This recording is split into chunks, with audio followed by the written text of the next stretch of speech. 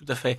Donc nous, ce qu'on propose, c'est tout simplement déjà d'inverser le calendrier. Alors c'est vrai que là, avec la dissolution, on n'est plus dans un calendrier classique, mais imaginez en 2022 si on avait demandé aux Français de voter d'abord pour désigner leurs représentants à l'Assemblée nationale avant l'élection présidentielle. Donc je pense que mécaniquement, les partis politiques auraient été amenés à mettre sur la table des projets, je dirais, qui tiennent un petit peu la route et pas comme pour la présidentielle, si vous me permettez l'expression, des projets réalisés sur un coin de table de Mm. bistrot 3 mois avant le scrutin.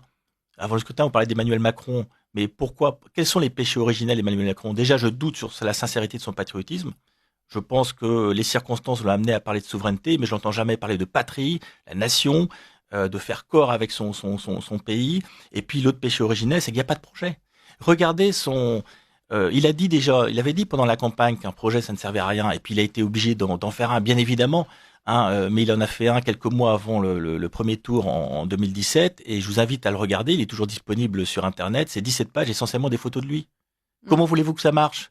Mais aujourd'hui, donc je répète, hein, c'est des querelles d'ego et les gens qui arrivent aux manettes, c'est l'improvisation permanente. C'est l'improvisation permanente et vous êtes balayé par les vents et courants sur l'écume médiatique et vous n'êtes pas du tout sur les courants de fond de l'histoire. Mm.